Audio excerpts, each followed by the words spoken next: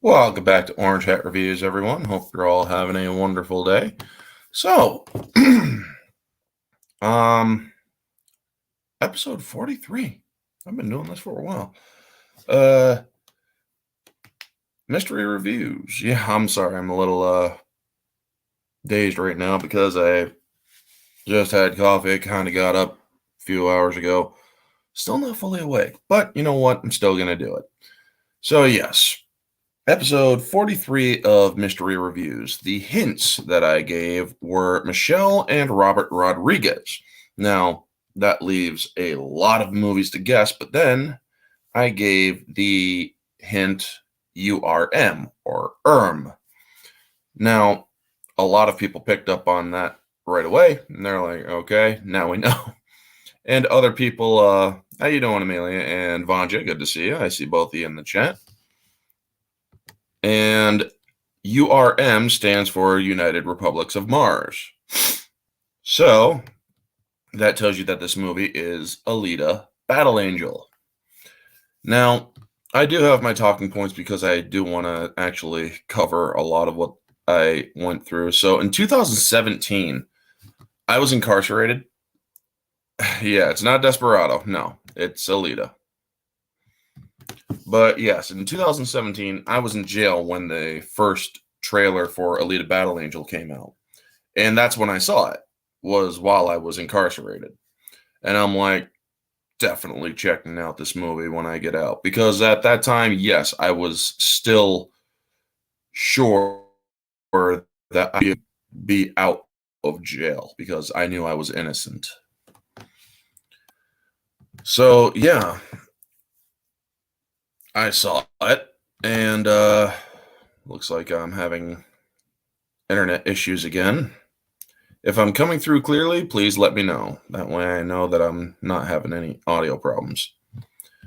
So, yes, I saw more promotion through 2018 and I was really looking forward to this movie.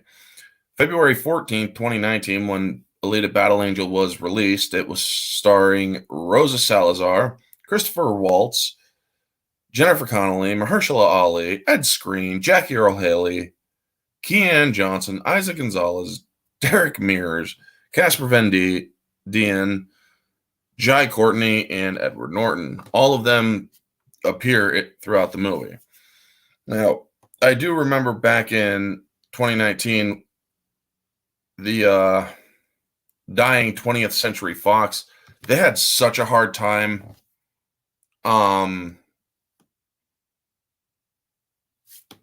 little Buffy, but otherwise good. Okay. Alita had, or 20th Century Fox had such a hard time promoting this movie because of the Fox acquisition or by Disney. And Disney really didn't want this movie getting out. Christoph Waltz, well, they call him Christopher Waltz. So, yeah. And it was because of this, or it was also because of an unintentional rivalry with Captain Marvel. I remember the huge delay in the Blu-ray and DVD release for this movie because of the Fox acquisition by Disney. And I also remember having to regretfully sail the high seas in order to see this movie. And in a time of woke movies about female empowerment, this movie was one that did it right. It wasn't woke at all. Now, 20th Century, or the beginning of this movie starts with the 20th Century Fox logo turning into 26th Century Fox. And the year is 2563, 300 years after the fall, which is what they call it. The world is a mix of dystopian and utopian. And you see this big city floating above another city underneath it. And it's dropping some stuff into a huge scrapyard. Well, we then get introduced to Christopher Waltz's character, Dr. Dyson Ito. And he's going through the scrapyard looking for cybernetic parts. And he grabs an eye, and then he notices the remains of a human-looking cyborg. and he goes up to check it and realizes it has brain activity still alive inside of it. And so he takes it home, brings up a body, and decides to try to revive it. And once he plugs it in, one of the things I like about this is as soon as he starts putting power into her, her eyes behind the eyelids start moving.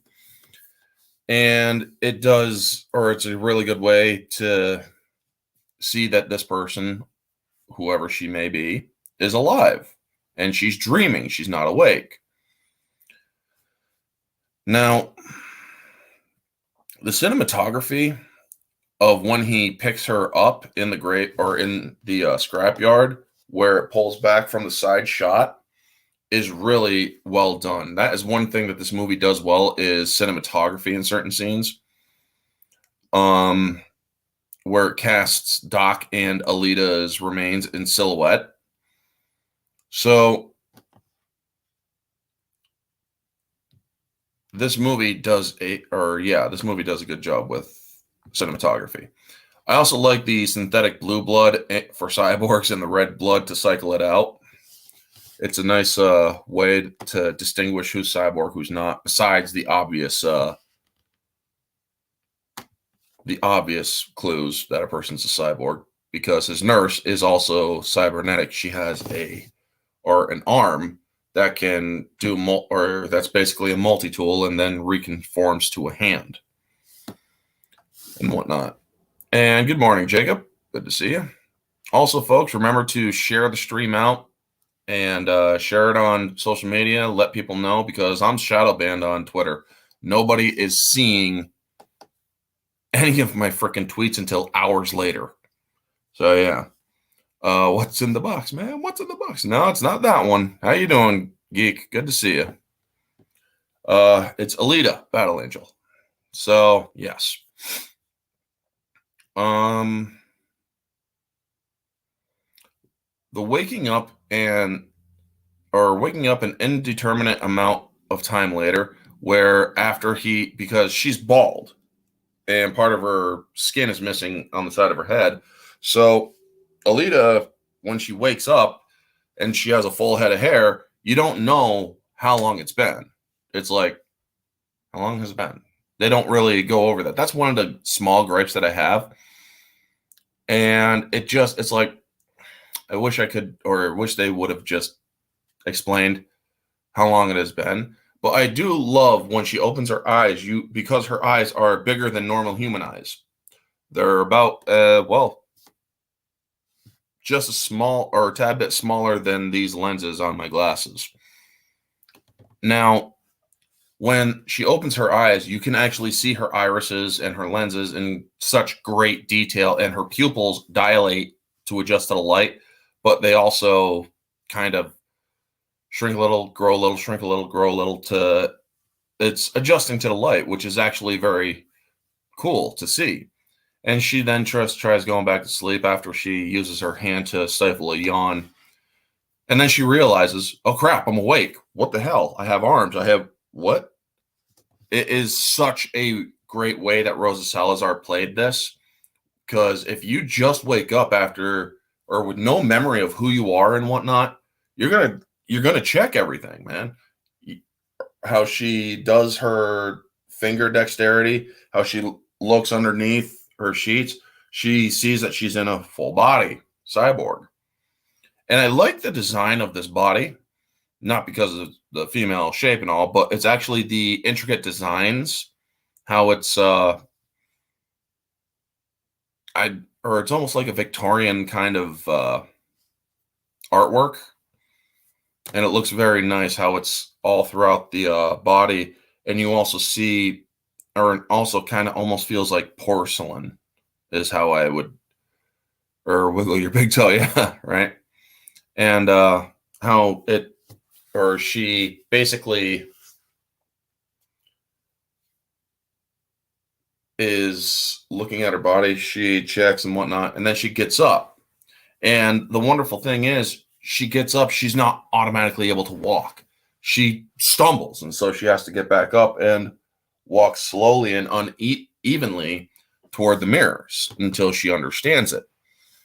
And then she checks her face. She's like, or she gives herself a smile, and she then touches the mirror, and she's like, well, and then she goes downstairs.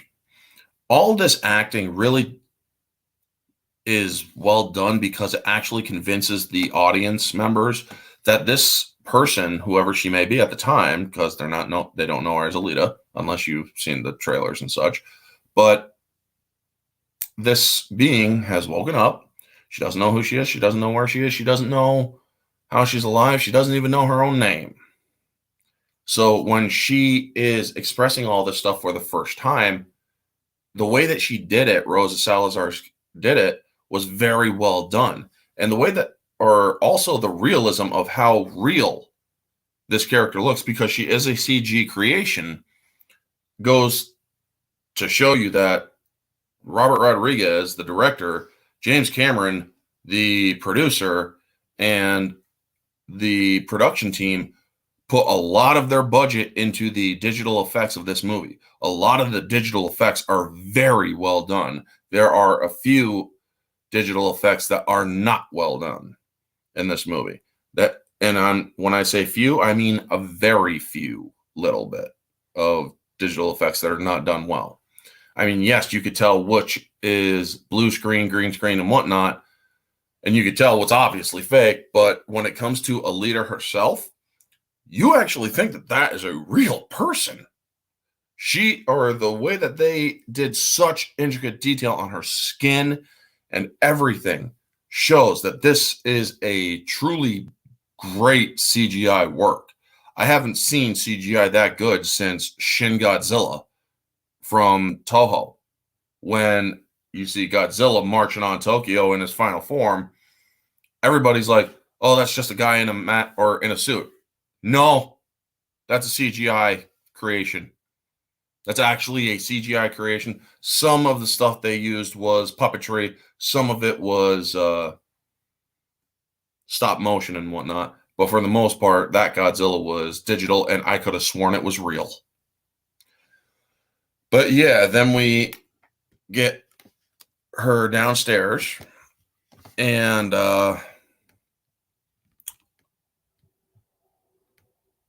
when she meets Ito. Now, one of the things that you do notice about her in her childlike innocence and whatnot is that Rosa portrays that while she is without memory and stuff, she still knows basic human function, like speech, how to read, and it's just that her memory is not fully intact or intact at all because it's a complete blank for her, as she states. And when she meets Ito and Nurse Gerhard and the orange, that was something that I liked, and that was even before I got my channel going, you know? I love how she just, and then she and so they help her, and she spits out the orange. Taste receptors are working. He's helping her. He's basically also recording her progress of what's going on, her taste receptors, her tears when she doesn't remember who she is, and whatnot. He explains that she's a full replacement cyborg. Only her brain is what's left of her. This movie goes into so much deep detail, mainly explained by Christopher Waltz's character, Ito. And Christopher Waltz, man, he is a great freaking actor. I actually think he's one of the better actors out there. Rosa Salazar, as a newcomer, is also very good. I mean, I believe Alita was her second or her first major, huge role. I could be wrong, but she definitely became a star after this movie. Now, when she finally goes out into Iron City with Ito, one of the great things about this movie is that it is heavily diverse. We see how diverse this movie is. Now, I'm not talking about woke diverse. I'm not talking about the forced diversity that needs to shove it in your face. I'm talking about organic diversity, where none of it is thrown in your face. You see so many diverse cultures, races, and such, and none of it is, oh, this person's black, this person is oppressed, this person's a Muslim, they've been victims of bigotry or anything like that. No, they show that there's some different people all over with different cultures, different races, and none of it matters. That is how you do it right. And when she reacts to Zalem, she's like, "Yow!" And it's like, yeah, Christoph is great, especially as a villain. I will have to check out any movie he plays in as a villain because I do not think I've seen him play a villain. I mean, unless I'm blanking on something, which I'm pretty sure I am. Now, I love how she reads it and she's like, "Do you got a name for me?" And he gives her the name Alita. And when you see Nurse Gerhard turn to or look at him and her face says it all. This name is deeply important. It's significant. This amount of storytelling detail in this movie just works in such a way that it flows perfectly. The pacing of this movie is also it's quick, it's well done, and it blows by 2 hours really well. So yeah. Then they start walking through Iron City. And I also love how the moment where she steps out into the road and Dyson has to pull her back before she gets hit and whatnot. Hold on. I got something in my eye. Inglorious Bastards, Spectre. I'm missing some probably. Yes, he was in The Legends of Tarzan. I do remember that. And yes, he does play he plays such a character in that one.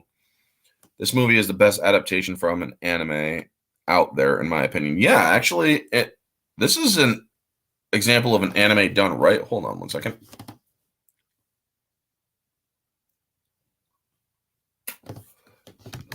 Sorry about that. Had to take care of something. So, yes, I absolutely agree with you on this one, Jacob. This is actually a great interpretation and adaptation of an anime. Honestly, I have not seen any other adaptation from anime to live action remotely come close. So let me just erase some of the talking points that I've already covered.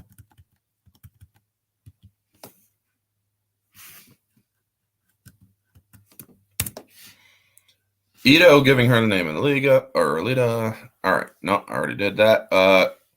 He's telling her about the fall, and you understand that this war, or that the fall, is a war that was fought 300 years ago.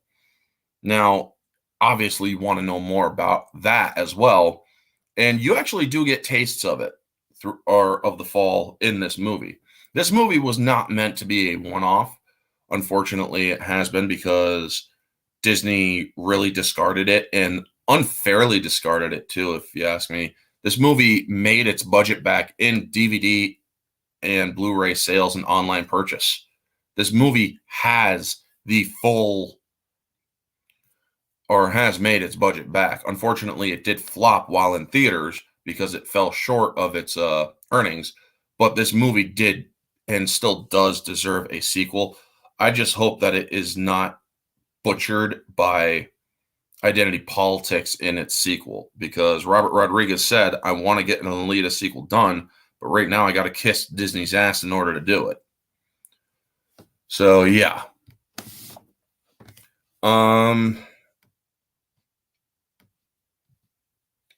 You also get explained to Zalem how she wants to go up to visit Zalem, and she's like, "Has anybody ever visited? We should go." Nobody goes up to Zalem. It's a rule that's never broken.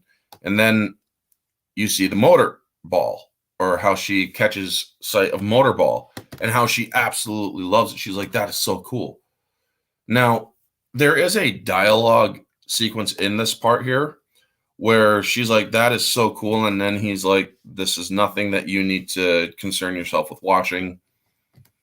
And you can tell in his reaction to Motorball that he is not happy with Motorball. Something about Motorball does not flow well with Ito. And the Motorball dialogue seems like it could have been trimmed a little bit. When she says, "That is so cool," if they would have trimmed it to "that is,"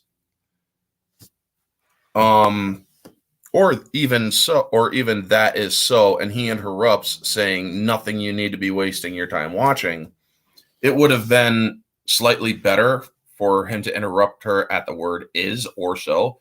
So like, that is nothing you need to, or nothing you need to worry or be wasting your time watching. Basically trying to push her mind away from it as best as you can, stopping it before she can get an interest in it. But unfortunately, Alita is, well, we know what Alita is. She is a warrior and she is drawn to conflict. So yeah, when she sees conflict, she takes interest in it. And then you see the nice establishing shots of other people in Iron City. You see the cyborg playing a double guitar where his hand splits up into two to play different chords and whatnot. And then they're at a food vendor where she's eating like a sandwich wrap or something. And we get introduced to this tiny little dog. And we also see the flyers of the Hunter Warrior bounty and the murder of 6 human women. This is setting up another part of the story that we get introduced to later. Now, we also see Kean Johnson riding in, who plays Hugo. And honestly, to be 100% honest, Kean Johnson's Hugo character, his dialogue is one of the weaker aspects, and his acting is also one of the weaker aspects of this film. It's nothing against Kean Johnson personally. It's just I feel that the acting could have been a lot more or a lot better instead of being more childlike, because this kid is basically playing like an 18 to 20-year-old or something along those lines. So yes, his dialogue is very cheesy in some areas. Anyway, when the Centurion is coming up or on Alita and she drops into that pose where she's going to take on the Centurion and Hugo tackles her out of the way, you see the dog barking and walking back and forth. That's a digital version of that dog. And if you really focus in on it, you can definitely tell it's not one of the better digital creations, especially when she rolls in, grabs it, and then rolls back out. It's still the digital dog until she lets it go. Also, that stance that Alita took to challenge the Centurion tells you a lot, that she instinctually knows how to fight, or instinctively knows how to fight.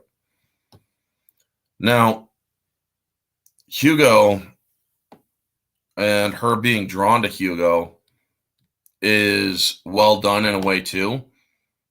The movie is like a video game, in my opinion, one action arena after another with one quest after another. Indeed, this movie could have indeed been adapted into a video game. I honestly think it could have been as well. You are absolutely right, Vanja. So we learn that Hugo is a person that provides parts and stuff to Ito, and she's really taken with him, and she really likes Hugo, and Ito's like, or she's like, "Who is that?" "That's Hugo. He's a good worker and whatnot, but let's get on." She's like, "Hugo," and she really likes him. So yeah. So then we get back later,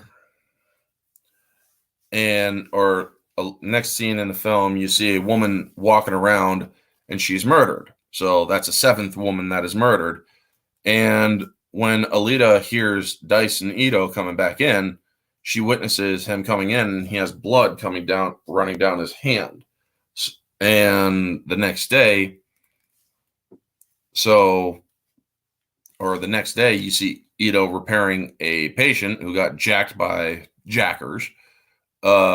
He's stripped for parts and whatnot, and he's explaining that while these guys are the ones who jacked me were standing right there, and that damn Centurion didn't even lift a finger. It's like, well, it's mostly legs and guns. So, but yeah, that is actually a telling detail. How the Centurions don't touch the jackers if they catch them, because the Centurions are also run by the person who's running the motorball games, which these jackers are working for the motorball games to strip parts off of cyborgs and sell them to the people who are in motorball and whatnot. So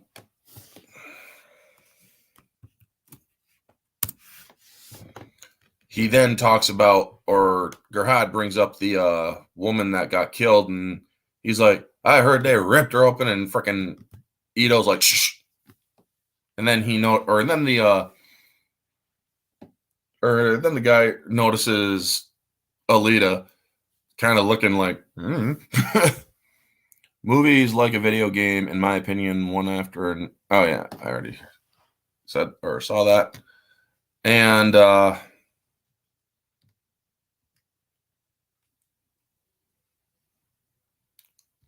so then he makes Alita promise that he won't, or she won't stray too far from the neighborhood, and that she'll be back before dark. Now,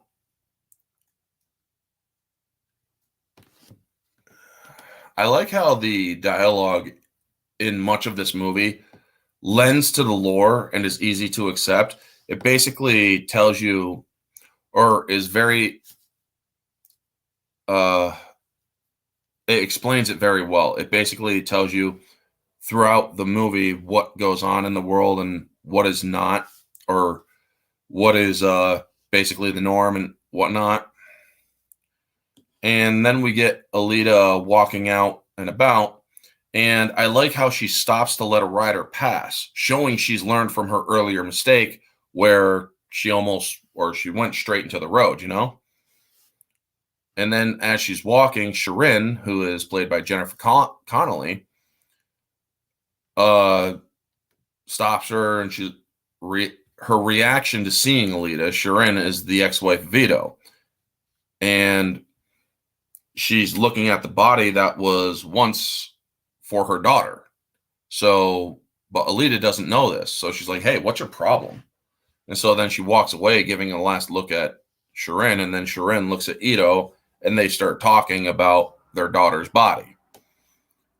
And then it cuts to Alita finding Hugo, and him and his friends are doing a little scrimmage of street motorball. And I absolutely love this. Alita learns about, anger, and how there are some people who are fucking assholes.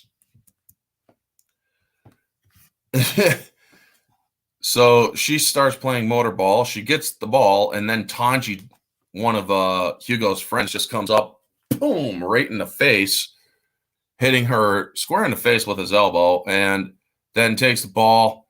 He's like, "Sorry, princess." And Hugo's protective of her. He's like, "She's never played before, man. Come on." And even their other friend, Koyomi, who is a nice Asian chick, she's like, "What are you doing?" So he goes to help her up. I love how she pushes his hand away, and she gets up, and the look says it all. She then targets Tanji. I also like how she, or before that happens, she screws up with the remote. Alita does Wing Chun, saying because I practice, or just saying because you practice it. I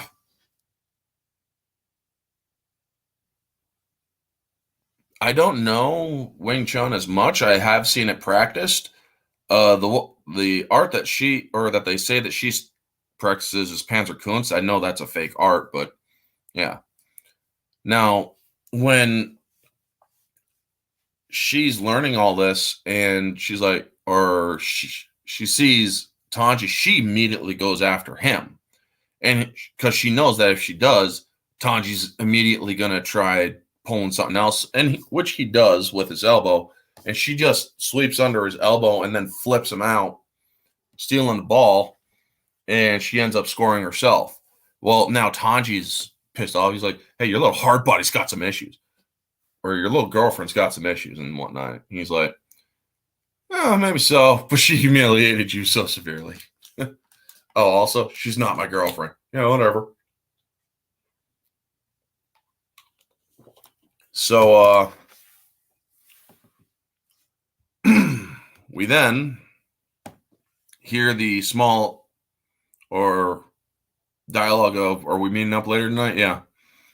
And then he goes up or over to Alita, and she has to go home, so he decides to give her a ride. And the pure joy on her face is so wonderful to watch. It tells you that this is a girl who's enjoying a new life that she has never had, and that she doesn't remember her old life. So then we get into chocolate. And hold on a second, folks.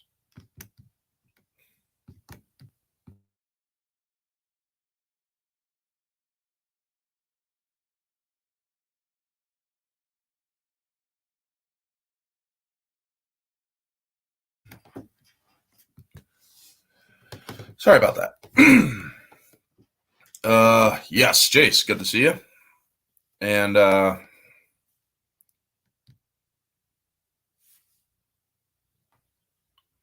having chocolate for the first time, she just looks so lost in the bliss of tasting chocolate, and she's like, "This is so good," and she just kind of looks drunk in bliss, you know. And we then get introduced to Zapan, the hunter warrior, and she sees the intro to his sword. Now, after that, Hugo tells her that guns are banned in Iron City. Anything that poses a threat to Zalem is strictly enforced. So if anybody is carrying a gun, well, except for a Centurion, they're in trouble. Alita then arrives home after dark, and Ito scolds her for it. She's like, didn't I tell you to be home after dark? What's the big deal? I just lost track of time. And while he's like, don't trust people. There are some nice people out there, but you don't be too trusting, you know? And she's like, what happened to your arm? And he pulls out food for her, and she's like, are you okay? I love how he deflects that. And he doesn't tell her. And then she's like, or he gives her some food. Do you have any chocolate? And the way that he looks at her is like, what have you been doing out there? This movie is just so rich with information and lore and whatnot. It is amazing. So then we have the scene with Alita and Hugo at the church, and where he explains to her his dream of going to Zalem. And the tubes are also set up where you hear the tubes and how stuff is going through them up to Zalem. And how he's like, if I could do what you could do, I would climb that tube right now and whatnot. And he's like, and then she's like, they don't let anybody up there. He's like, you came from Zalem. She's like, what do you mean? Doc found you in the scrapyard. So so that means you once were from Zalem. And she's like, I suppose so. And he's like, if only you could tell me what those eyes have seen. And I wish I could, but it's still all it's still all blank. And when he tells her, you got to be willing to do what it takes, it gives you a smaller hint to what Hugo does, or what Hugo is willing to do to get to Zalem. And then we get, let's see here.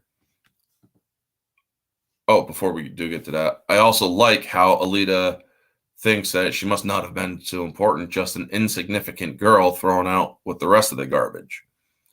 And that is something that is essential, or that is something that is straight from the anime and the manga, is that she thought that she was once an insignificant girl, when it turns out she's not, you know?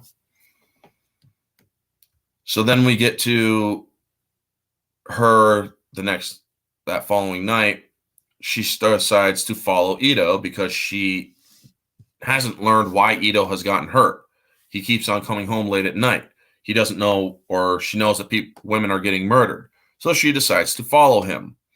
And it also sees Ito following a woman who's walking through. She kind of looks like a streetwalker, except you can see up to her legs, or up to her about mid-thigh. You can't see her hands. She has a hood on, but you can see that it's the actress Isa Gonzalez. And Ito's tracking her. And Alita's tracking Ito. And when Ito starts assembling his rocket hammer, which is a very weird weapon,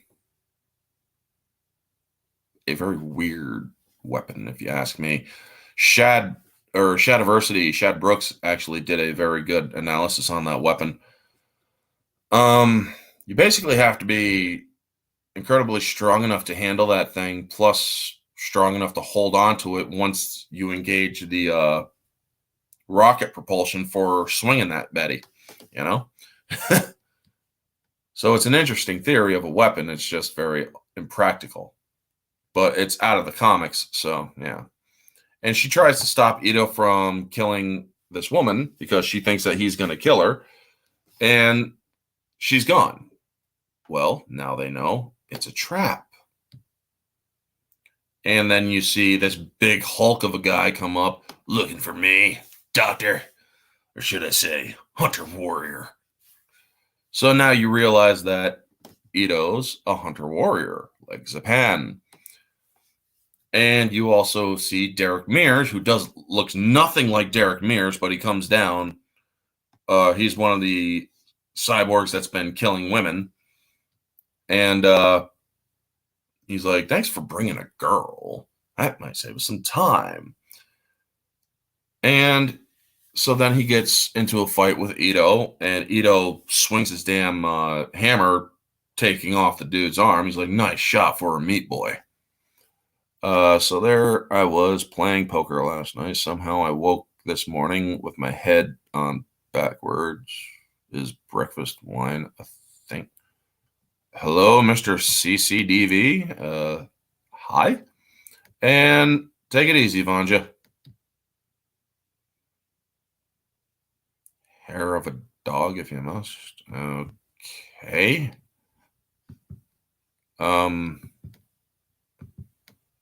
Hi. So then we get to this battle, and he ends up slicing down Ito's arm, not off, but carves into it. And then we see the girl that he was following is, in fact, one of the characters who's killing women. And her name's Nisiana. The Derek Mears character is named Romo. And she's like, you have beautiful eyes. And he's like, this one's mine. You can have the girl, so long as I get his eyes. And Ito tells Alita to run. And instead of running away, she runs around Nisiana, does a flip and a back kick into Romo, kicking him away from Ito. And she just starts pummeling into Romo, killing him, beating him to death. And I love the look of Nisiana's expression. She's like, fuck.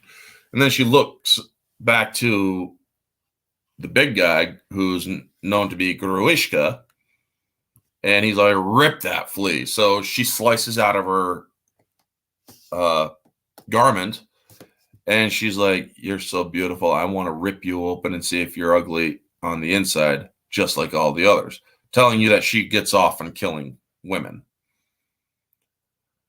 So then you get the fight between her and or Alita and Nissiana, and I absolutely love this fight where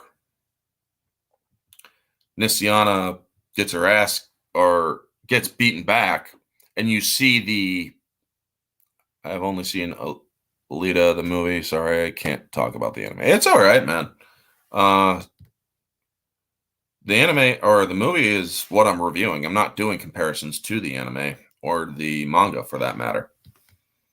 Now, the fight between Nissiana and Alita, how she does very strong, or from what I remember, Wing Chun only has very few fist or punches. It's mostly an open-handed martial art, except for when you need to do finishing blows, which in fact you can use a punch.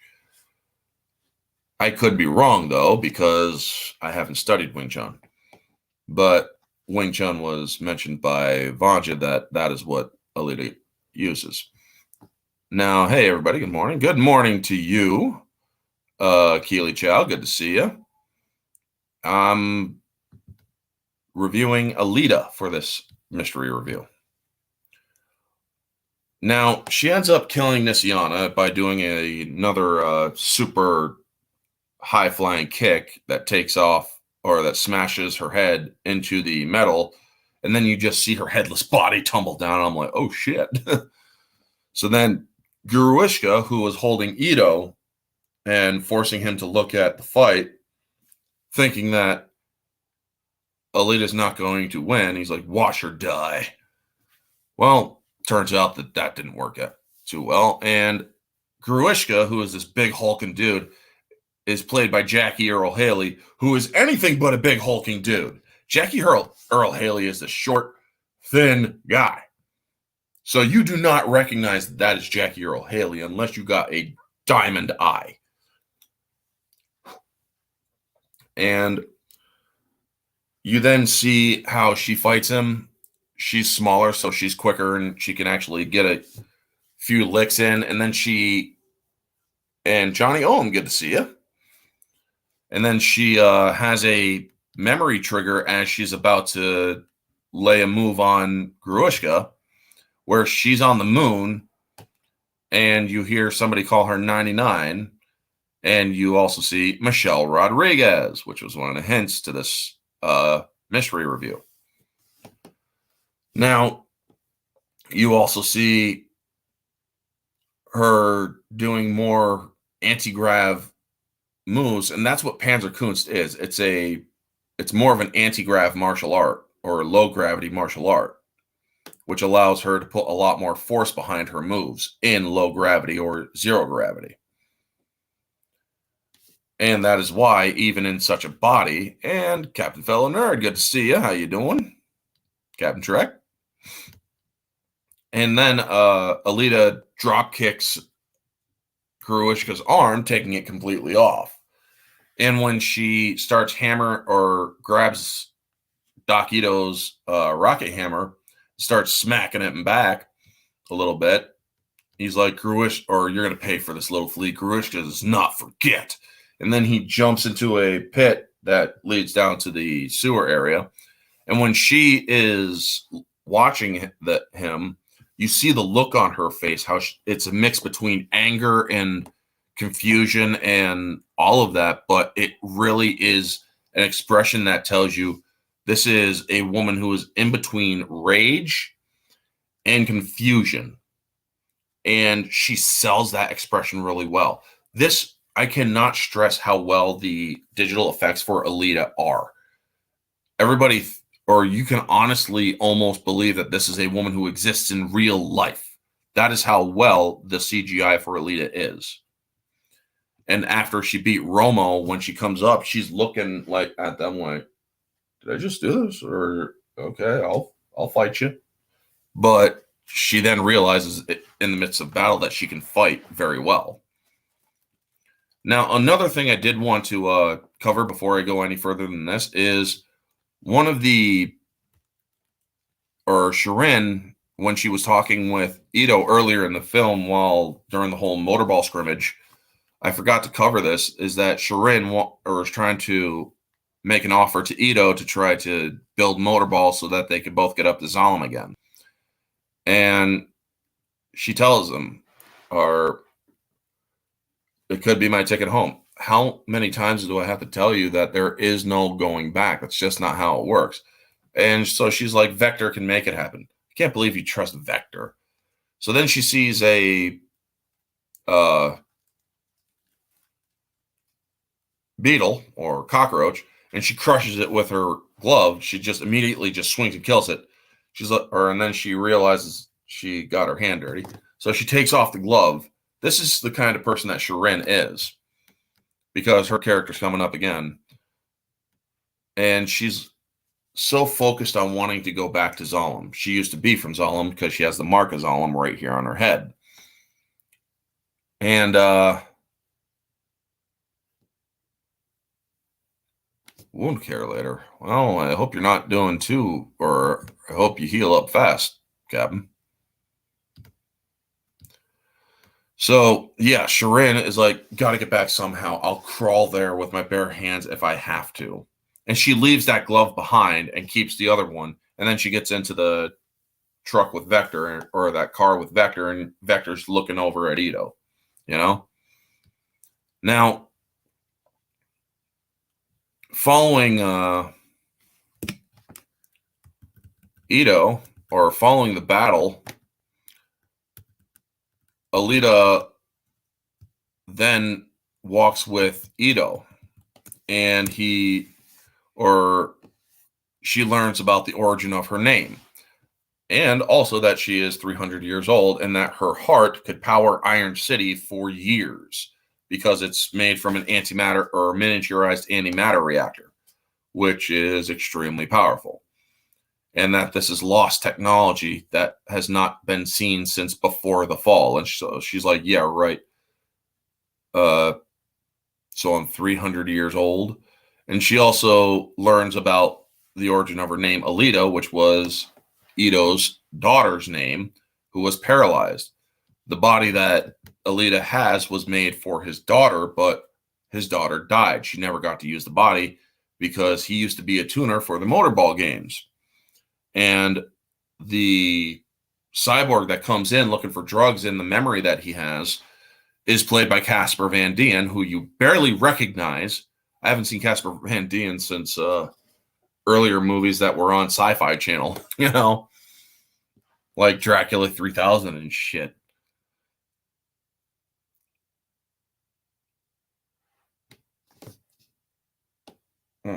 Sorry, had a loose bit of skin on my lip. That drives me nuts.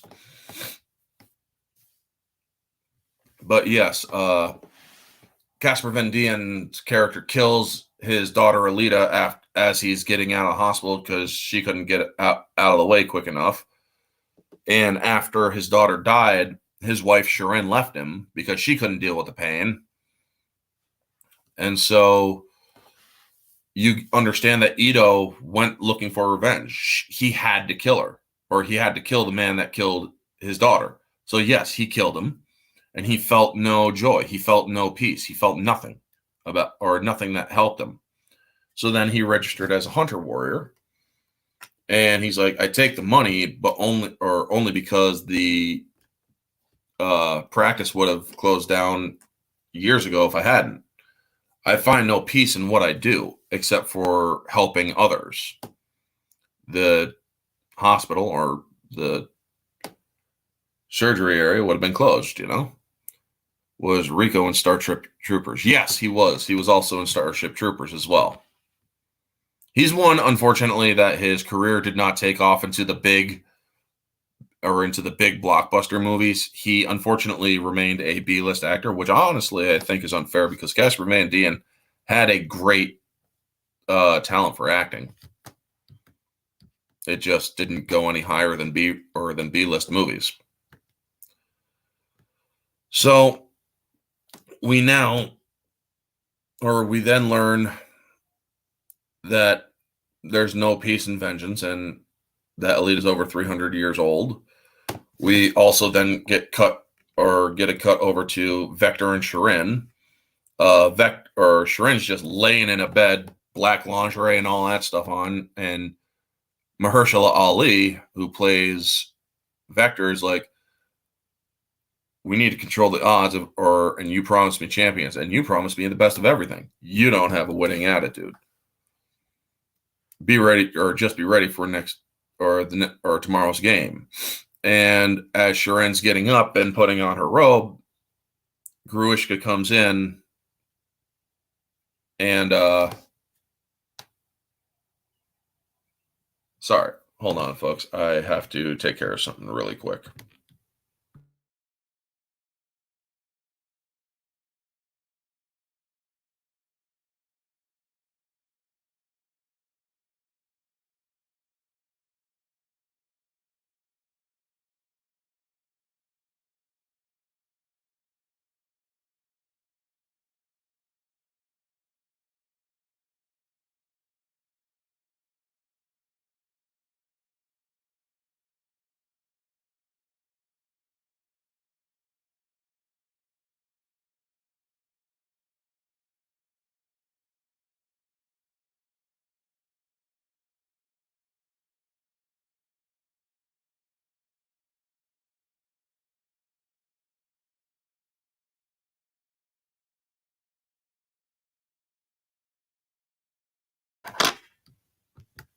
Sorry about that. I had to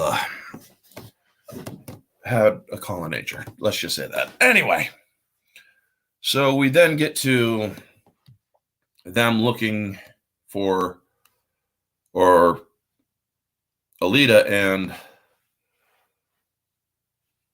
Ito are looking into the bounties because they realize that Gruishka is the one killing people and that there's no bounty on him. Now, there was a bounty on Romo that was collected and Nisiana that was collected. However, there was no bounty on Gruishka, even though he's clearly the one that was behind the killings and whatnot. Now, as they're talking, Alita wants to be held, or wants to be a hunter warrior. And during this time, there's also the scene with Vector and Shirin talking with Gruishka, and we find out that there's what's known as the Watchers behind the eyes.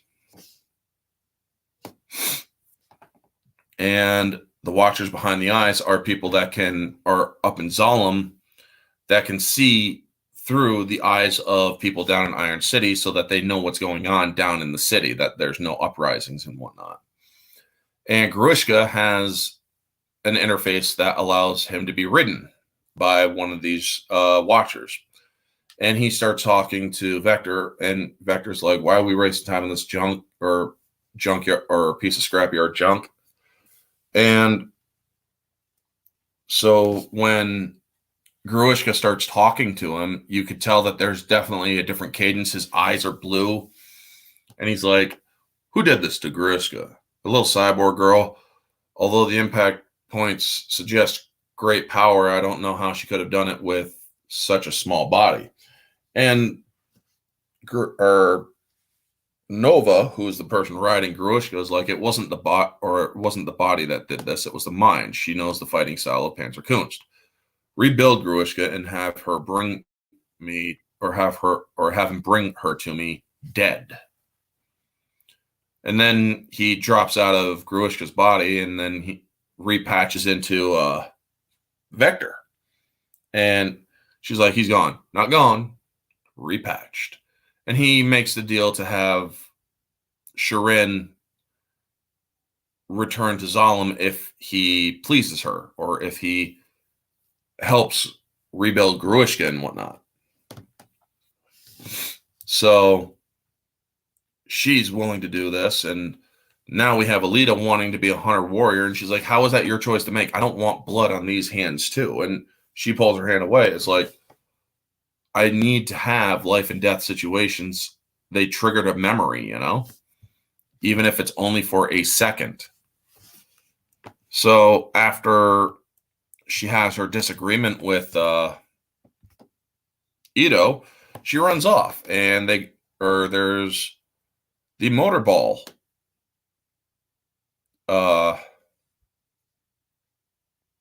Hold on, I think I might be missing something here.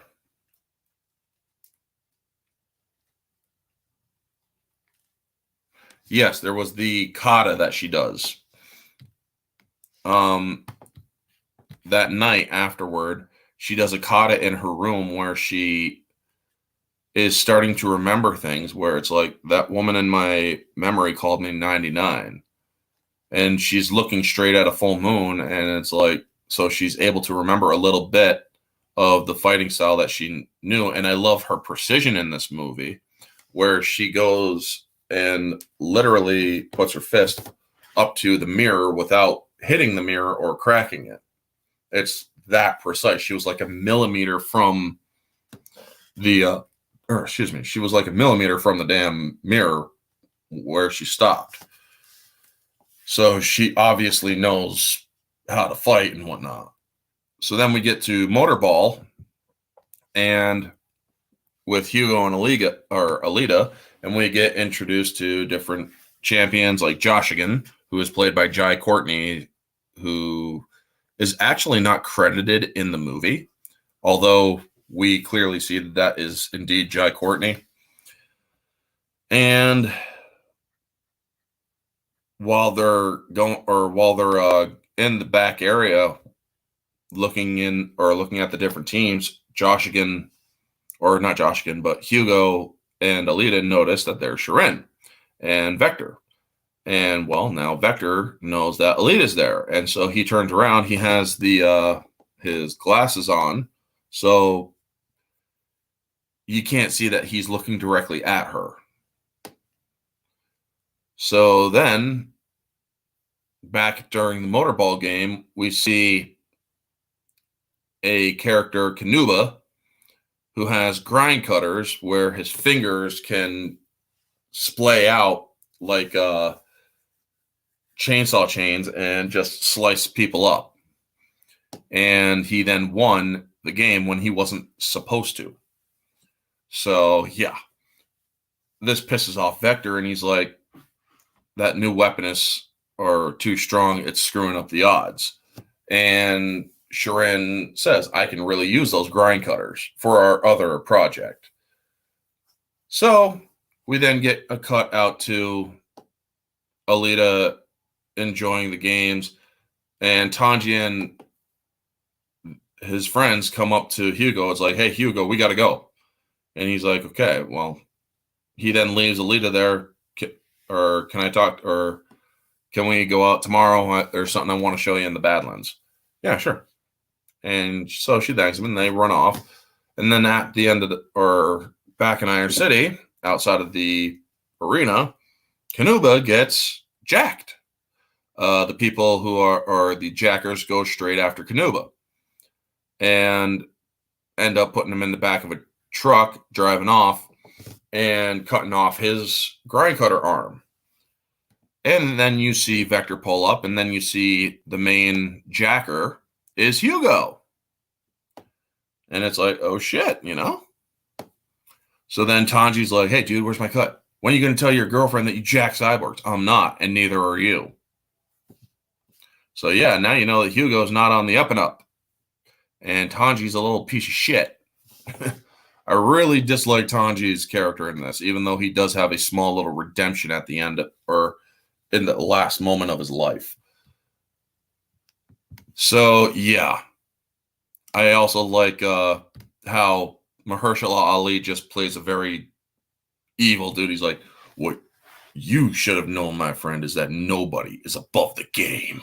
And then he just burns the hell out of the cyborg. You don't see it happen, but you understand that is what happens.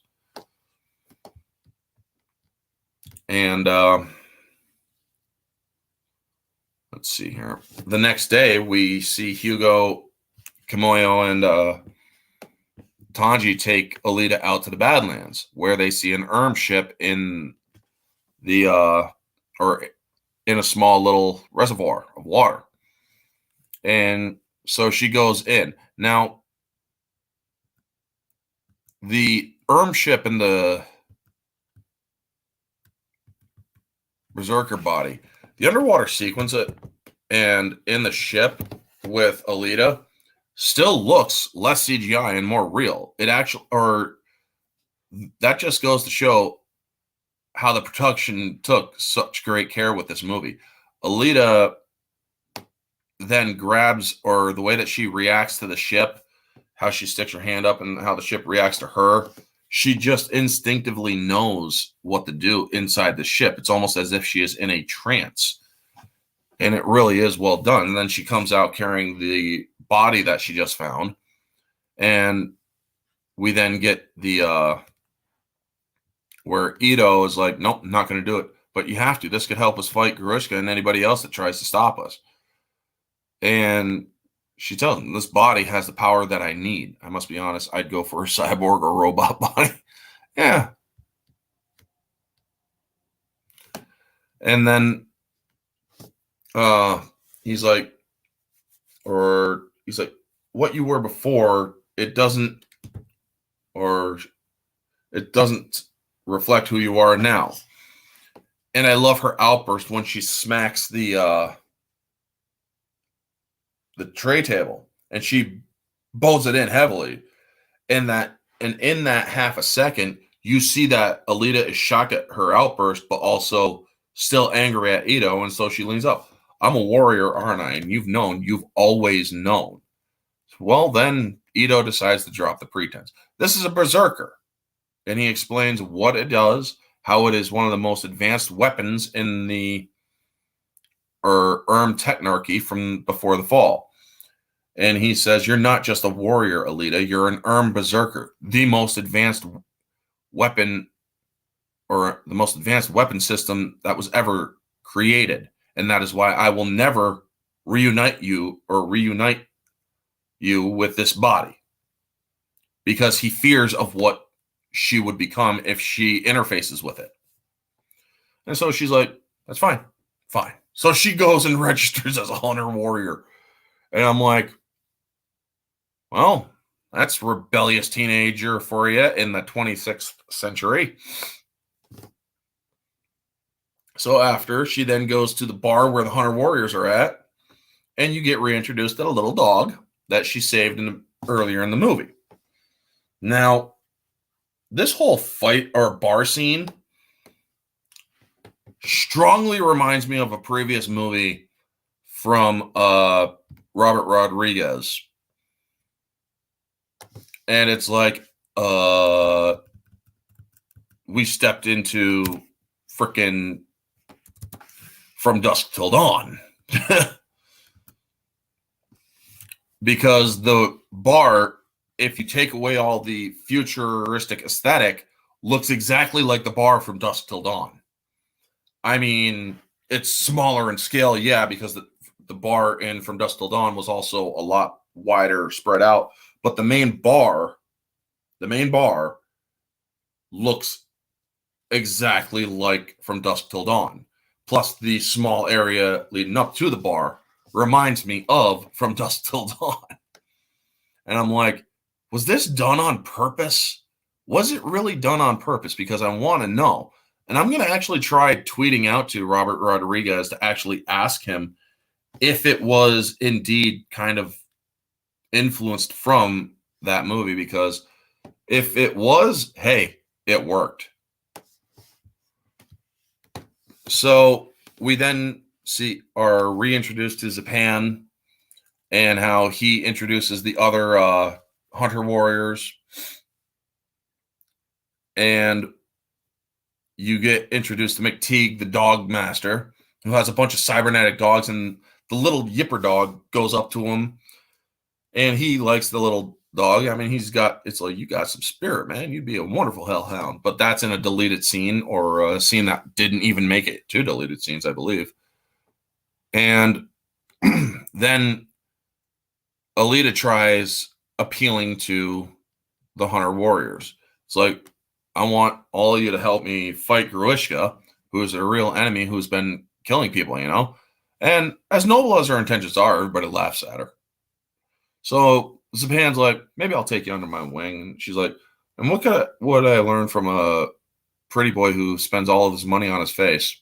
So she picks a fight with all of them, and he's like, maybe I'll pull your arms and legs off, roll your head around in the street. You might mess up your hair.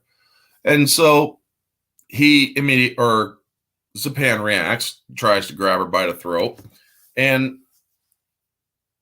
the speed in which she moves is just insane. And I love it because she's just like, or as she's grabbing, her hand goes underneath in his in his cyborg body, grabbing his throat or one of the areas on his throat, and she just slams him down. And it's like, oh shit, man. And his head goes straight through one of the tables. Now, he pulls a sword then, and this is a small inconsistency in this battle or in this fight, where he swings a sword and she shoves the sword away, and you see the sword skip over a table when she then kicks him away and into, or busts his nose and kicks him over into a water dispensary. Now, the small inconsistency is the sword is right at her feet at the time when it was already shown to have been shoved off many feet away from her. So then she kicks up the sword and then kicks it right at him. She's like, you do not deserve such a weapon. And so she tries pleading again with them, and she tries egging him on. I'll take on anyone in this room. And if I win, you have to fight alongside me. And then you see Zapan checking his nose. He's like, this bitch broke my nose. Yes, I did. And then she takes the final step. Heroes. All I see are a bunch of junkyard motorball burnouts, too slow and stupid to play the game. And she then gets them all going, riled up. She starts fighting. Hugo is in there taking a step back because he told her to take a step, or she told him to take a step back. She's like, I'm going to need you to take a step back. And then she starts fighting, and all the other 100 warriors are starting to fight. Ito's running up with his hammers, and you see 3 guys are flying out the door. He's like, oh, no. So he's getting in there, and you just see, it's just pandemonium. You see McTeague, the dog master, he's just sitting by laughing as the whole fucking thing goes on. He's like, and then freaking Ito gets in, and he's trying to stop him. He sees Alita's there, and it's like, hold that! That's enough! Or no more free repairs! Everybody stops. And except for Alita, who just lays a kick down to a guy that's getting up. And you see the bartender looking at Alita like, Doc, this bitch started shit, you know? And Doc's coming up. He's like, I'm sorry about all this. You and I are going to have a little talk. No, we had our talk. You didn't leave me another choice. Well, before anything else can happen, there's some patrons leaving when the door just bursts inward, and a much bigger and stronger Gruishka comes in. And they're like, what happened to him? Well, to answer your question, he uses the grind cutters to kill a cyborg. I had a little upgrade. Now, this is where there is a huge error and plot hole. When Hugo notices that the grind cutters were added to Gruishka, it's like, dude, you got those grind cutters for Nova. You thought they were going to be used for the game or for the motorball game, you know, for somebody else or one of his other champions. Why is Gruishka having them? You should have questioned your loyalties to Vector after that, you know? So Gruishka then says, it's like, I'm only here for the girl. Well, Zapan's like, well, she's all yours. What about the rest of you? There ain't no bounty on this guy, Doc. Not our problem. Well, they all also got their asses handed to them, so none of them are going to lift a finger to help. And Alita comes up. She's like, it's all right, Ito. And then the little dog that likes Alita comes up, and while it was sitting with McTeague on his lap. And then Gruishka's like, "Oh, so innocent, or the only one with courage." And then he kills the little dog and kills her, or kills it off screen. This dog is small but had a lot of spirit. And you hear the yelp and whatnot, and it's like, dude, you just fucked up. And you even see McTeague, the dog master, Hunter Warrior, is pissed off at this too. It's like, this is not right, man. You see him kind of growl. He's like, and he looks up at Gruishka, and Alita goes down, remembering something she once said as she's putting the blood underneath her eyes from the dog. "I do not stand by in the presence of evil." Hey, 24/7. Good to see you, man. It's been a while. I'm actually going to contact you later today, see if you actually want to jump on a guest choice review. So keep a lookout for in your DMs. So then we get the line where she stands up, "I do not stand by in the presence of evil," and that kicks off the fight with Gruishka, where he starts trying to hit her with the grind cutters and then then chops a hole in the floor and goes down into the underworld. Well, Alita goes down following him against Ito's wishes, and we get the battle in the sewer. Now, I absolutely love her bravado. He's like, it explains the underworld, and he's like, "It's where I used to live, and it's where you're going to die." So she tries the same move, and it doesn't work because his body is more reinforced. However, that move does kind of jack up the servos in the arm. But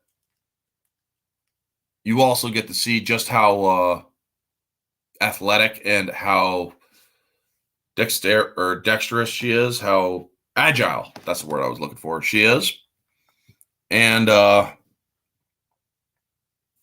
we then see how she expertly dodges the grind cutters that he's using to try to slice her up. Well, she then gets sliced in the leg, and you see that she's affected. Now, a lot of people worry about the whole Mary Sue thing, right? This movie is the perfect example of what a of a character that is not a Mary Sue. You got Captain Marvel, which was the rival of this movie at the time, who is a Mary Sue, and then you have Alita, who is not a Mary Sue, who has a great hero's journey throughout this movie, and you see her fail. You see her injured. You see her struggle. It's a great movie. And looks like we got a blank comment. Oh, just a period. Okay, well, I'm guessing that was unintentional. So, yeah, we then see how he explains that Nova is the one who's guiding Alita to make the moves that he wants. And during the fight, at this point, she gets pissed off and she goes for the punch that is very famous in the trailer, where she's going or twirling in midair around the grind cutters, but she doesn't land the punch because she gets diced up by them. And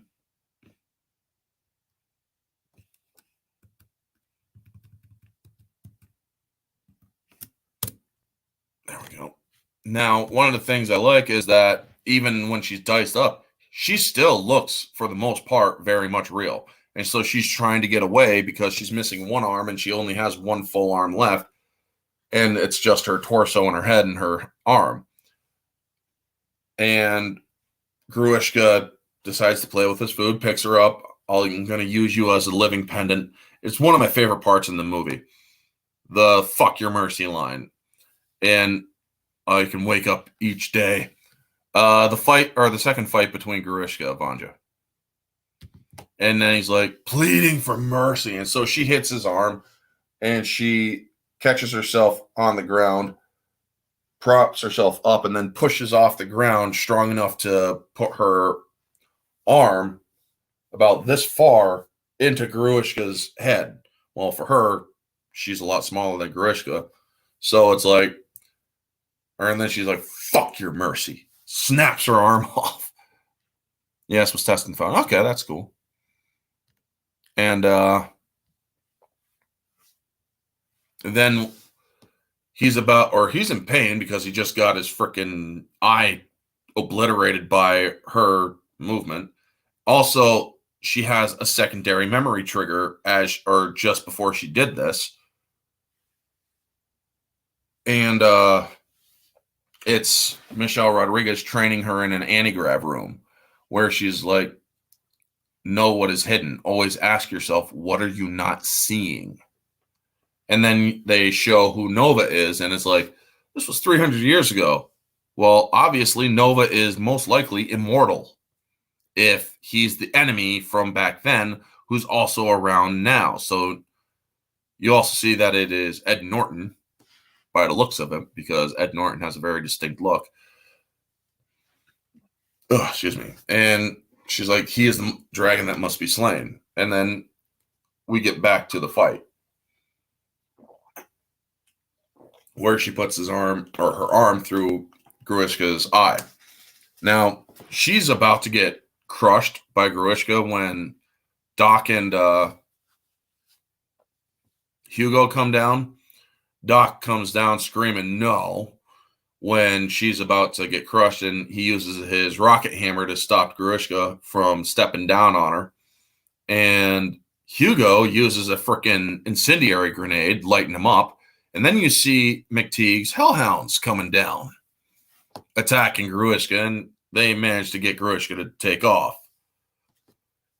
And then he orders the dogs to break off. He wasn't a dog lover. I hate that.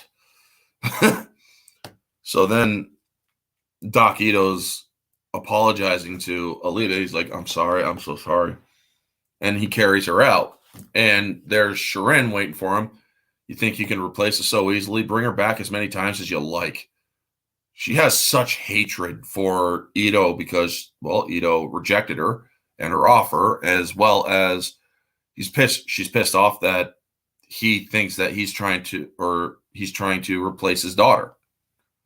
So clearly she's about as hurt more than how she let on earlier in the film. And we then see her being interfaced with the Berserker body and how she makes micro adjustments. And it's a nice little CG, but it's still bad CG. How she conforms the Berserker body, which was a male model, into a female model. And how he explains that she's making micro adjustments throughout every system, including the body itself. And Gerhard's like, looks like she's a little older than you thought, because either she has a little bit bigger boobs or whatever. I didn't really see much of a difference between the smaller, well, besides the size of the smaller body. This one's a little bit taller and whatnot. And then they wake up and you see her in that body and how flexible she is. I believe they actually did use a body double because Rosa Salazar is not that flexible. And I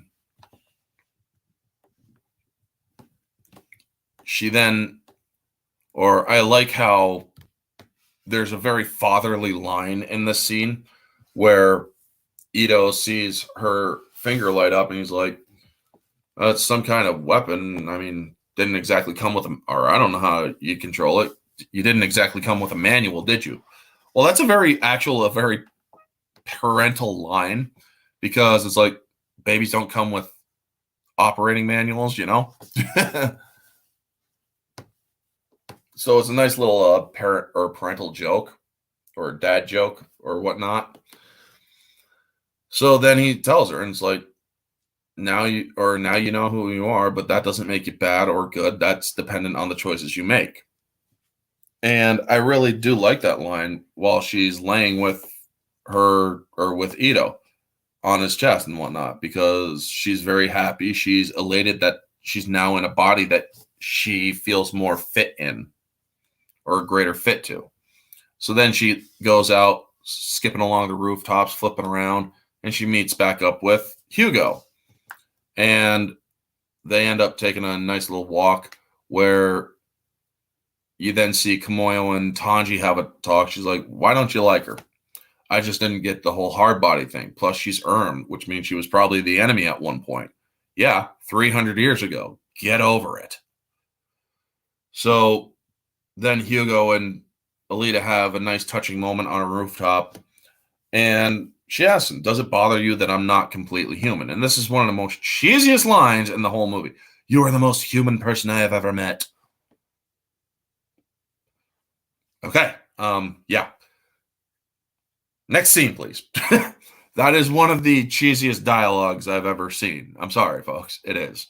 So then we see Gruishka freaking out, and Vector and Shirin coming in. He won't let me fix his eye. He doesn't want the pain, or he says he wants the pain. And you then hear Vector say, enough. And Gruishka turns around and goes to hit him. And then you see him lift up his hand. And he's like, or you see his eyes go blue. So Gruishka recognizes he's not talking to Vector. He's talking to Nova. And he's like, you have failed me. Stand. And then he explains, you will never defeat her until you know what she is. She's the last of her kind, the most, or a powerful weapon of the Erm technarchy. I need you to destroy this Alita, and I need you to bring me her heart. And yep. So he's like, I only live for her death. It's like, damn, dude, you got a lot of loyalty. Well, then Vector is dropped out with the Watcher behind the eyes, and he's like,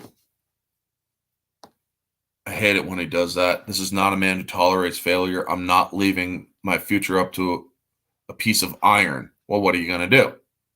Well, now we get an idea of what Vector's going to plan. So Vector ends up meeting with Hugo, and how Hugo is reminding him of his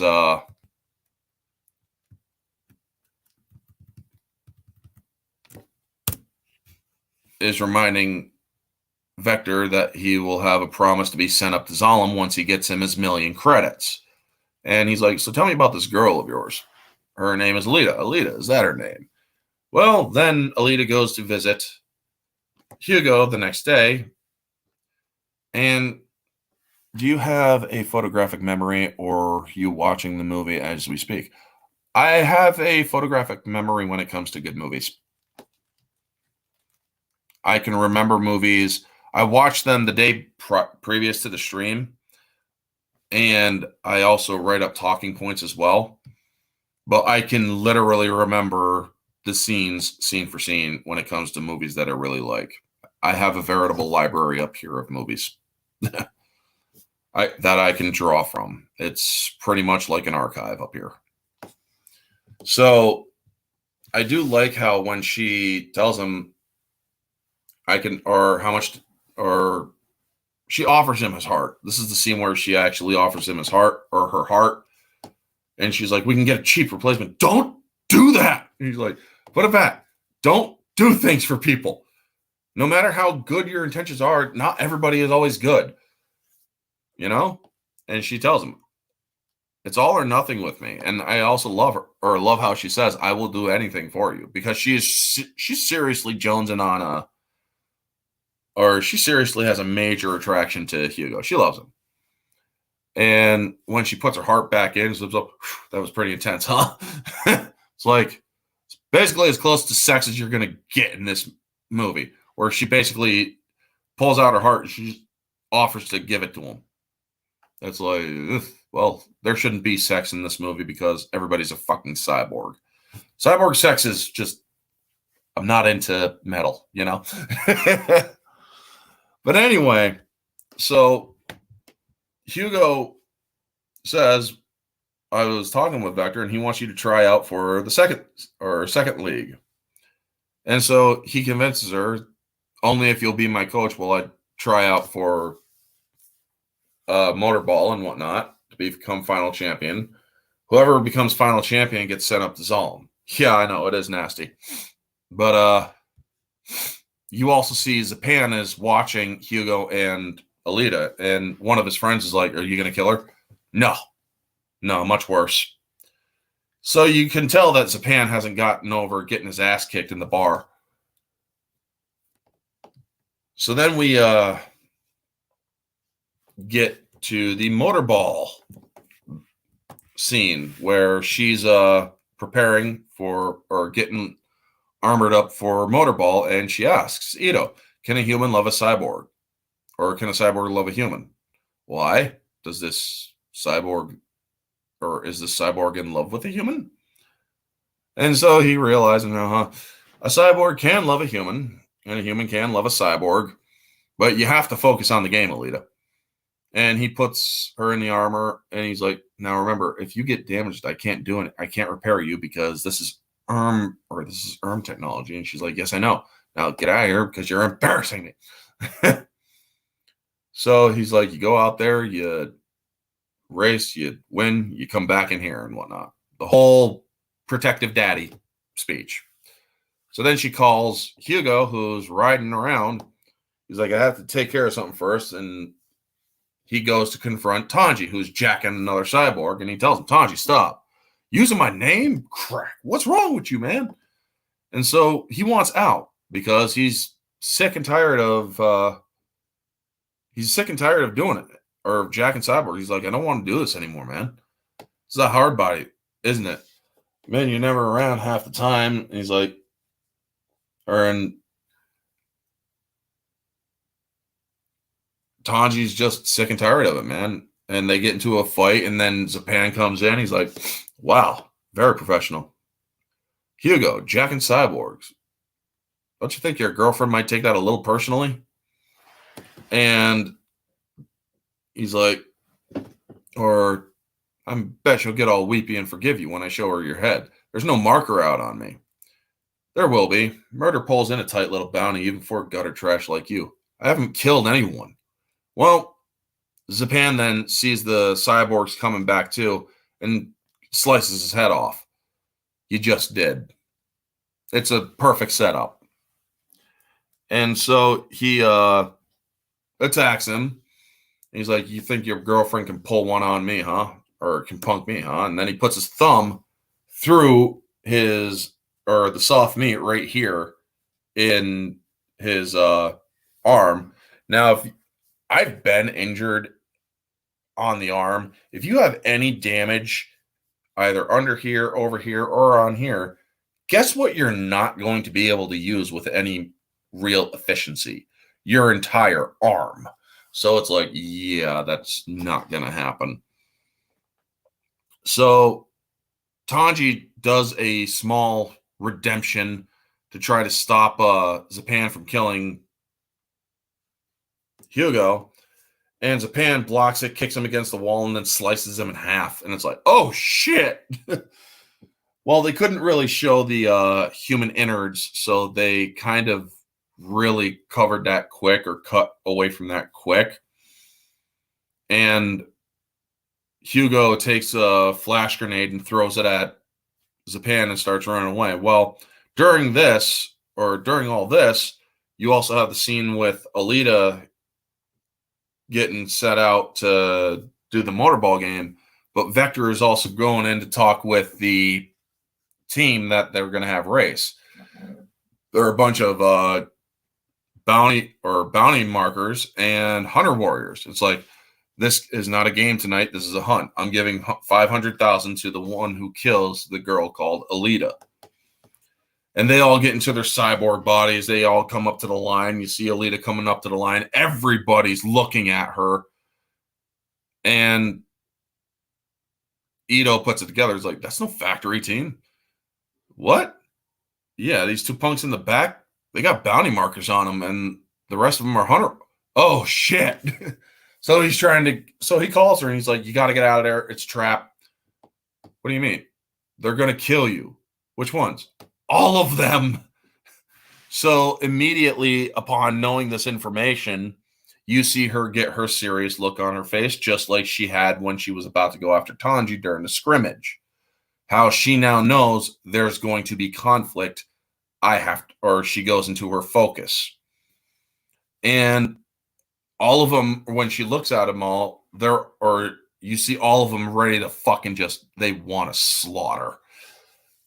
Well, she then starts picking them apart piece by piece during the whole motorball. And I love how the announcer is like, maybe a little motorball will be played in this fight.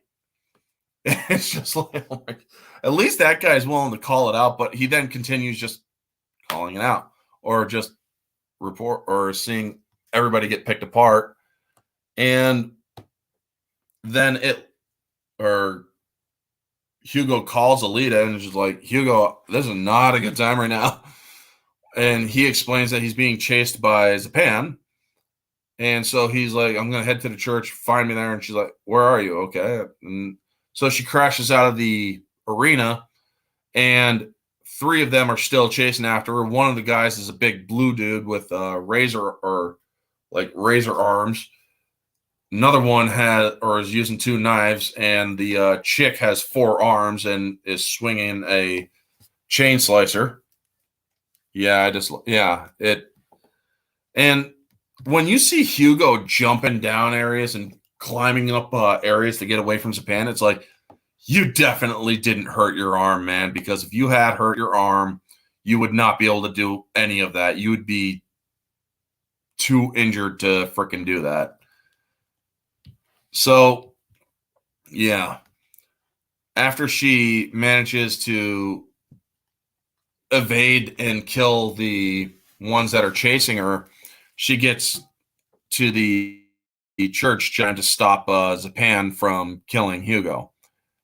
And she then sees the bounty on Hugo, and it's like, is it true?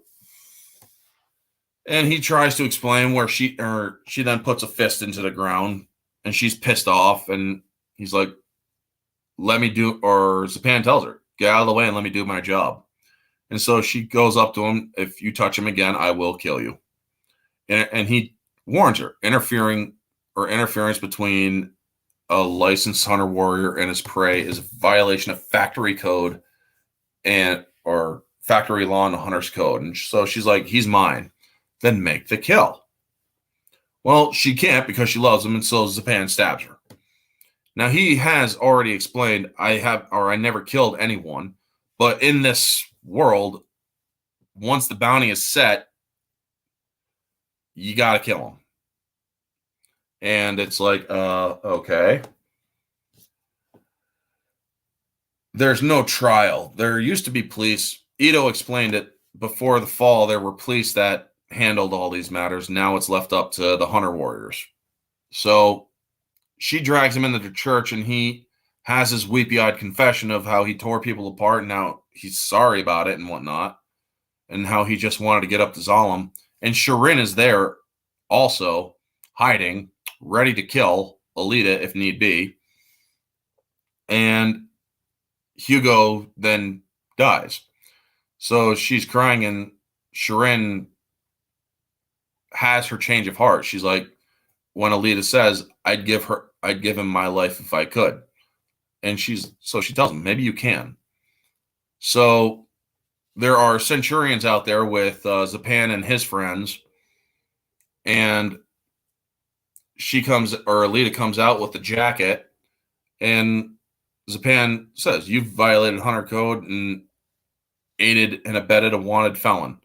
Well, the Centurions are the ones who have full authority, and they're like, where is the prisoner, or where is the murderer Hugo? So she shows the head of Hugo. Hugo's dead. I claim the bounty, Hunter Warrior registration, claim confirmed. Well,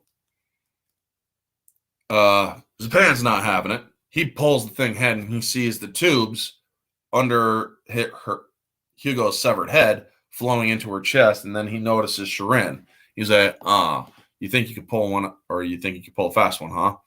And he pulls her closer forward. Now give me that. And you see, just as he pulls her forward, a Centurion is coming in back of him. Violation. 100 Warriors of Pan. Stealing another 100 Warriors bounty is a violation of factory law and the Hunter's Code. And she just starts smiling. She's like, thanks. She pushes him off, takes the sword, and then slices half of his face off. And he's freaking out because he's a very vain hunter killer or hunter warrior who spends all of his money on his face. So he's like, my face, my face. Part of his tongue's also missing. I mean, it's like, oh, shit. So she keeps the sword. She's walking by, and the other guys are like, no, we don't want any.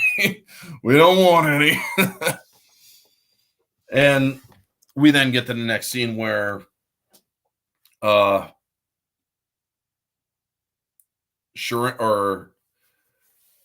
she's waiting for the for news on Hugo, and he's like, how is he? And so she sees that Hugo now has a cyborg body, and he tells her Sharin's technique was perfect. And you also get a cut to Vector talking to Sharin. You had her heart in your hands, and you let her live. I did. Why? Because I'm a doctor, and I'm also a mother, and I seem to have forgotten that along the way. And so she's like, I can't do this anymore. So she walks away, and he's like, I'm going to send you up to Zalem now. What I want isn't up there. So she turns to walk away, and you hear, or as the door opens, you see a big looming shadow, and then it cuts back to Vector, and you hear a humongous cyborg coming toward her. And that's when they cut back to Ito describing what's going on. And he's like, Vector was running a scam. If you're born on the ground, you stay on the ground. You can't buy your way up to Zalem. And Alita asks him, how do you know for sure? I was born there. I removed it myself. And he shows her the mark of Zalem. And when our daughter got ill, we were forced to descend to Iron City. And the man responsible for our exile, the watcher behind the eyes, is Nova. So she decides to take matters into her hands. She's going to go after Vector for using Hugo. Now, while Ito was telling Alita this, you do see a shot of Hugo waking up a little bit. And so you know that he's also hearing this. So she goes to the factory with the sword, and she yells out Vector's name. And I do like how the Centurions are like, hostile intent detected, meaning that this person has come in looking for war. And they tell her, surrender your weapon. And she just lights up the sword blade, and they're like, surrender your weapon. Now, when she just looks to the side, she's just like very, very intense. She's like, and tips the sword to deflect one bullet and just slaughters the Centurions. And then she rips the gun off of one of them and shoots the damn bounty marker, or the bounty collector. And it's like, violation, violation. And then she just tosses the gun, and, well, Vector's like, security, do you have it? Report. She comes through the ceiling. It's like, I don't think they lived. That's why they're not responding, you know? And so she's like, you're never going to send Hugo to Zalem, were you? And you're like, ooh, I always keep my problem to send people up, including Dr. Sharin here.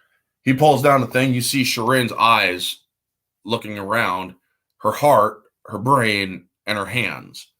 And he says, Nova demands body parts for his experiments, especially people who he admires. And that is the only way that anybody gets to Zalem. Well, she's about to, or just about as she's about to move, Gruishka uses his grind cutter to attack her again, and hits her right in the side by the ribs.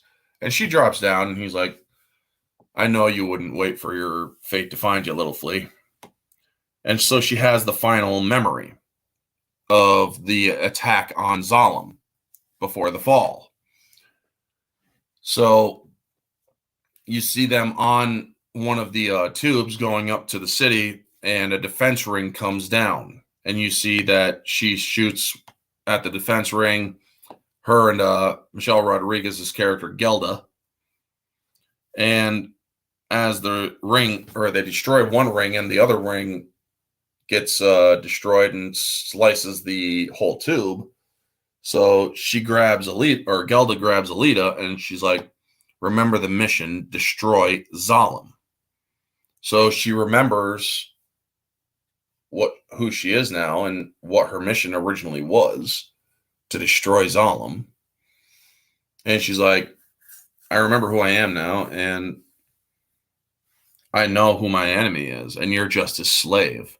Well, then she quickly dispatches Gruishka, or when he throws another grind cutter at him, she just slices the thing off quickly, and I'm just an insignificant girl.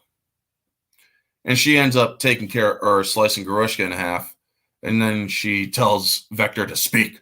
Speak! What do you want me to say? I'll say anything. Not you, him. So she knows that Vector is is being ridden, and Nova decides to talk to her. And he's like, you have exceeded my expectations. Turning a selfish creature like Shirin, I didn't expect that, and killing my champion Gruishka. Very impressive. So when you walk out of here, the factory won't stop you. This time. And she's like, I don't need your permission to live. Others might, like your Dr. Ito, for example, and Hugo. And what about Hugo? He's still alive, isn't he? We will hunt him down. I find the best way to enjoy immortality is through the suffering of others, or is watching others die. Well, she's had enough of this. Stabs Vector through the chest. You just lost a puppet. And he's like, oh, that looks fatal. Well, no matter. The Vector was getting tiresome. And so she tells him, you made the biggest mistake of your life. Another trailer moment, underestimating who I am. He's like, until next time, remember, I see everything. And then the blue eyes fade and Vector's dead. Ito contacts Alita saying that Hugo, or factory enforcers, came for Hugo and that he's going up. Well, she knows exactly how the only way he's going to go up is by climbing one of the tubes. Now, this is something that is a huge tell in this moment. She's trying to plead with Hugo because Hugo is trying to get up there, and she's like, I've been here right before. This is what Vector, or this is where Nova wants you. And he's like, or if I go back down there, I'm dead.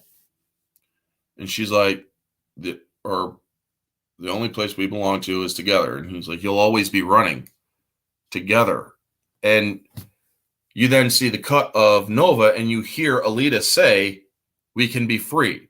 Well, he's not going to have any of that. He punches in a command and unleashes another defense ring. Now, the reason why I say that is very telling is, how the hell can Nova be watching this conversation? He doesn't have, or Hugo was a human. He wasn't a cyborg. Alita is a cyborg who was dumped into Iron City from the scrapyard. I'm guessing Alita is being ridden. I'm guessing that Nova can see through her eyes. It's a theory in case the sequel ever comes to pass, that Nova could control Alita if he wanted to. So the defense ring dices up Hugo, and she manages to jump over it and grab his hand just before the rest of his body goes over the side. She stops herself with the sword from falling too far, and she can't pull Hugo up, and he says, thank you for saving me. And it's directly from the anime, where Hugo smiled just before he dies and falls into the cloud. And she says, she tells him, I do, or I love you. But then his arm snaps and he falls. And apparently he does die because he falls back into the city. Well, she screams out, and then you see a long passage of time, or you see passage or time fly really quick, and in it you learn from the announcer at the motorball in the last few months, Alita has shot up through the motorball leagues, and she's now on her way to make final champion. And she rolls up to a mirror in a new body. She has 3 bodies in this, which is pretty cool. She has the body that she has from Ito, which was the original Alita's body. Then she has the Erm body, and now she has the motorball body from this one, where she also hooks up her sword. Now, I like how the tear falls, and as it falls, she goes back and slices the tear in half with the blade. Now, that blade has or is honed to a monomolecular edge, which is meaning it's razor sharp. And so she rides out, and everybody's cheering her on, and she pulls the sword out and points it up to Zalem. You also see Vector or Nova out there. He takes his glasses off, and it's revealed to be Ed Norton smiling down at her. It's like, yeah, you're playing right into my hands.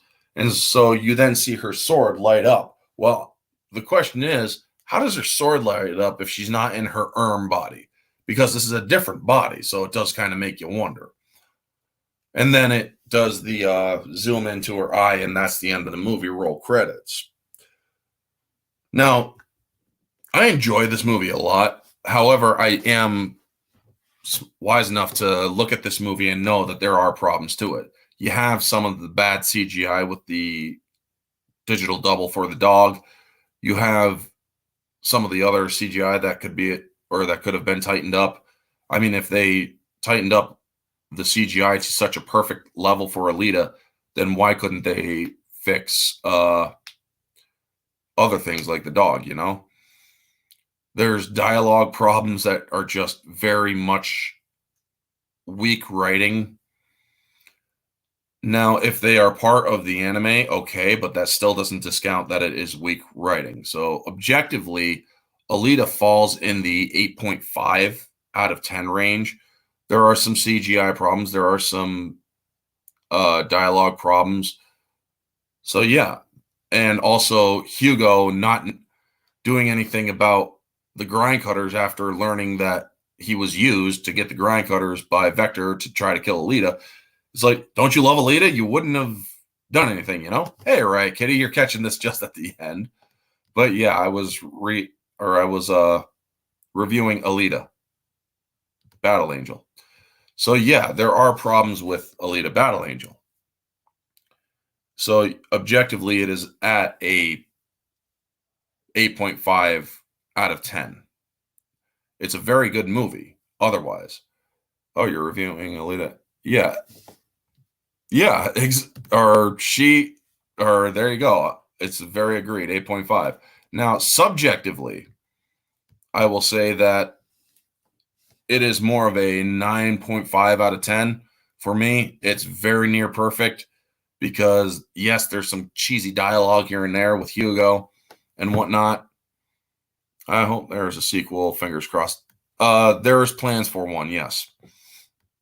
Moviegoer, and I'll explain that in a second, Riot.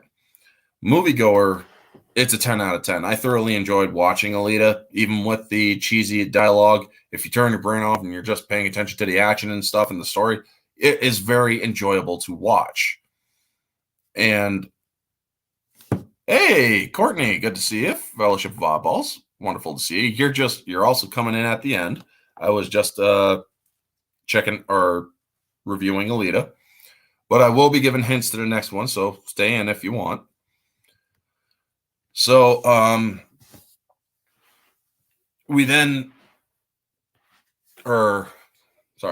so Moviegoer, yes, it's a 10 out of 10.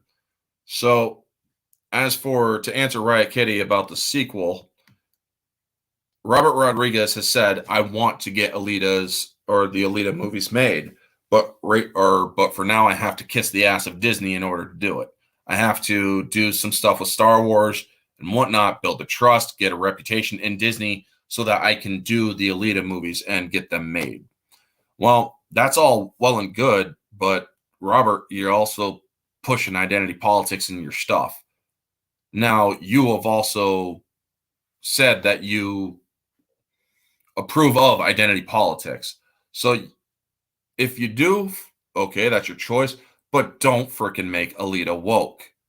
Alita is a great movie that didn't require identity politics to be pushed too heavily. Rosa Salazar is a Latina actress and a great one at that. No, she's not. Or she's the wonderful thing about Rosa is she's in her 20s, I believe, right now, but she still hasn't aged that much. She actually looks very much like she does. But also remember, Alita is a digital character and a very well done one at that. So they can still make her look as if she's not aged at all. But yeah, Robert Rodriguez does have to basically kiss the ass of Disney to get his reputation up. But I do hope that he follows the same vein in order to make Alita what it is. It's not woke in any sense of the word. And I do love that. So hopefully he will stay in that vein and not push any agenda that doesn't belong in the film. Anyway, folks, that's going to be the review. The hints for the next review are Time Travel and Nightingale. This movie is a good movie, so definitely stay tuned. If you know it, don't spoil it in the chat. But yes. This movie, or I cannot wait to do it. Also, stay tuned for Veterans Day. Veterans Day coming up. We'll have a special mystery review. I already have it in the playlist linked up, but there will be episodes of mystery review in between. So yes, stay tuned next week. I'm going to probably start it at 10:30 instead for so people more likely will come in because people are coming in around the end of this one. It's not Florence Nightingale, it's just Nightingale and time travel. So DM me on Facebook, Vanja, if you think you know it. It's a good movie. I think everybody will enjoy it. And I'll be posting the hints on Twitter and Facebook when I get done with the stream. So anyway, folks, thank you for tuning in. Vanja, Riot, Captain Trek, Mr. CCDV, 24/7. I will be contacting you on Twitter in a little bit. MB Geeks, Jacob Ironside, Ruben Thomas, Amelia, thank you all for stopping in. And yeah. Anyway, folks, catch the replay if you want. And I will see you all on the next video. Might be a guest choice review, might be just a video calling out what's going on in Hollywood. I'm trying to get to 1,000 subs. If you guys can help me get there before June, I need 85 more to go. And if you guys can help me out get to 1,000 subs, I will be doing the celebration stream, dyeing my hair and beard orange, and so you guys could do all your clipping and screenshots and whatnot and turn it into a meme and all that stuff. It's going to be a nice little celebration stream. But it has to happen before June that I got to get to 1,000 subs. Anyway, folks, thank you so much. I shall talk to you all. Have a wonderful day, and always remember to stay humble.